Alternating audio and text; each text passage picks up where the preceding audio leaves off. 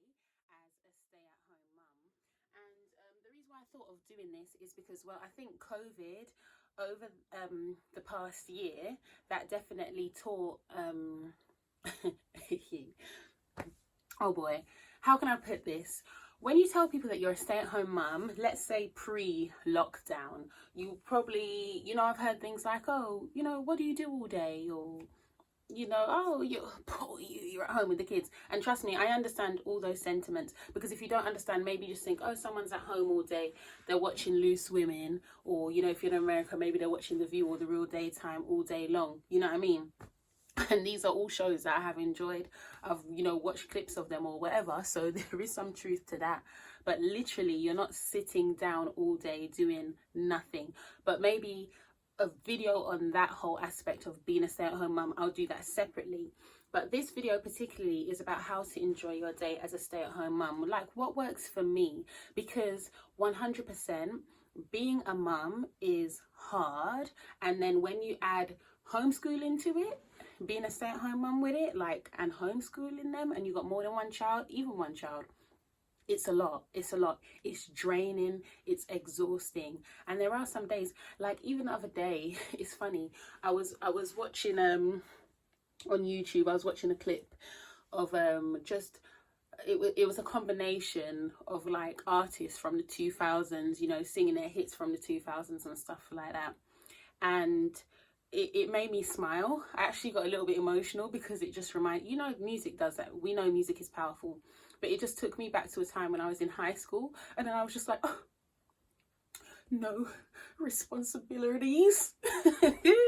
When you just think back to high school, you're just like, no responsibilities. It's funny, the music, it just took me back to that place. No responsibilities, no nothing. And there are definitely times when, when the children drive up the wall, and you're just thinking about a time when, you just could get up in the morning and you didn't have to think, oh, I have to make breakfast for everybody. You could just do your thing.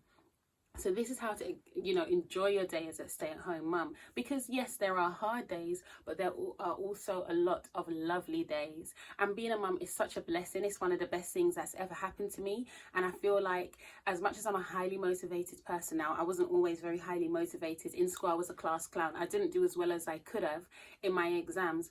And I feel like since I've become a mum, it's just brought out this a new drive in me, like a new sense of motivation and just wanting to get things done and being more, I guess, because my time is divided as well, I've just had to be more intentional and organized. So it's really helped me to become driven in a way that I wasn't before, So this is the first thing. So this is my ideal day: waking up before the children.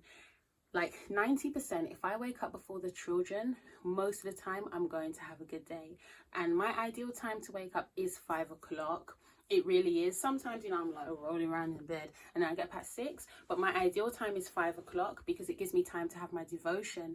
And now what I do again, I've started to read. I was kind of reading a few months ago in the day when they were awake, but it wasn't really working out. I was a bit distracted. So I like to read in the morning. At the moment, where's the book?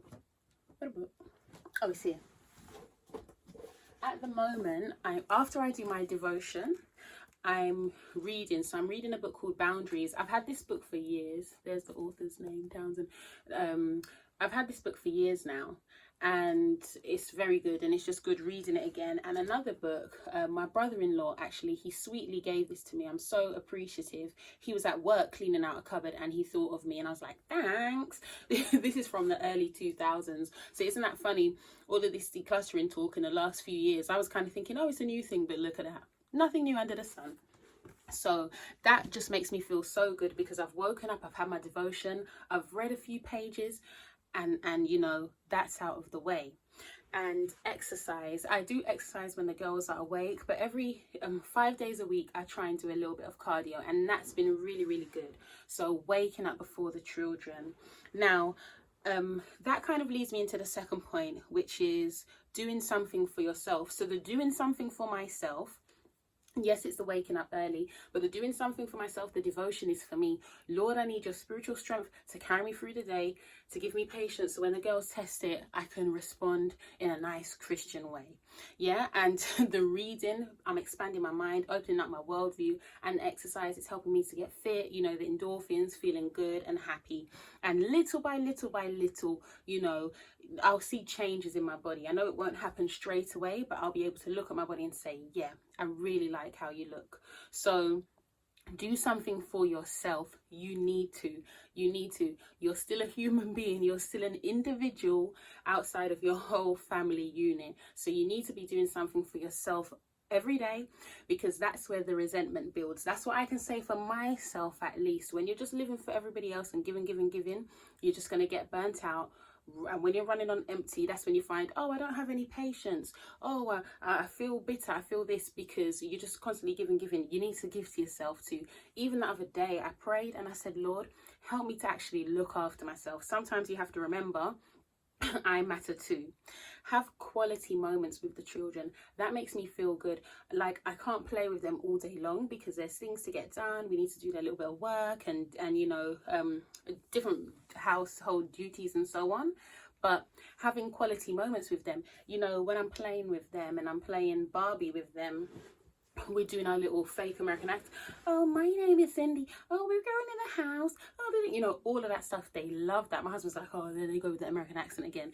But they love that, you know what I mean? And just get on their level, like play with them, let them lead. So, like, I can't think of some creative fun games to play with them. I'm not that creative.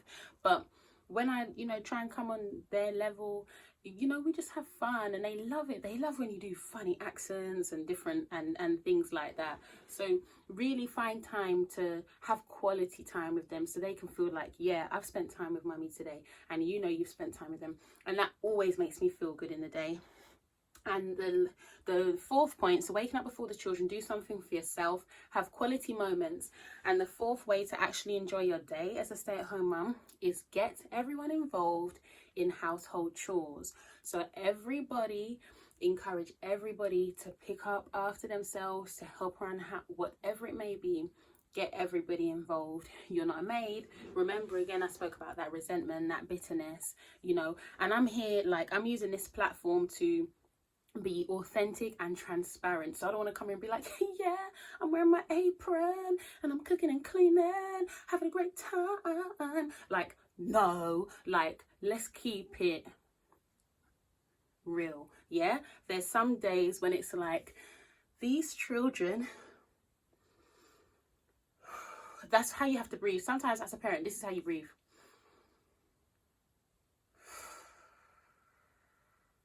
That's how you breathe, honestly. Literally.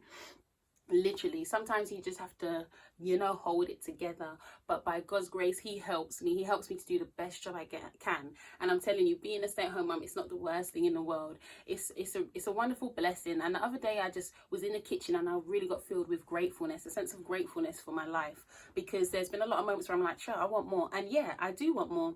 There's nothing wrong with that. But it's just about appreciating what you have for now, making the best of what you have for now. And I'm like, listen, I'm going to be a stay-at-home mum for the next how many whatever years. So you see, as for me and my house, I know that me, myself and I need to enjoy these days. It can't be every day bitter or every day feeling like I'm a maid or whatever. Let's work together. Let's create a loving atmosphere in the home. And what can I do to make sure that I'm happy and, you know, filled with the spirit and enjoying my life, so that I can even be the best for them, so that I can show the girls, wow, mum looks like she's having a great time, you know? So, verse of encouragement today is Mark chapter 1 verse 35. And in the morning, rising up a great while before day, he went out and departed into a solitary place and there prayed. So you see, Jesus already showed you, if Jesus Christ himself had to take time out, you know, to go to a solitary place and do his thing and connect with God, why do we think that we can just go about the day without getting our strength and having that time for ourselves before we deal with the day? So just remember, waking up early, you've got the formula. If it ain't broke, don't fix it. Like, he showed you the way. Wake up early, build up yourself spiritually, emotionally, physically, so that you can be the best for your family. Yeah, we're all striving, we're all growing together. And as I said, some days are better than others. But you know, most days, let's make most days a blessing for yourself and for everybody. Okay then, ladies, like, share and subscribe. Bye.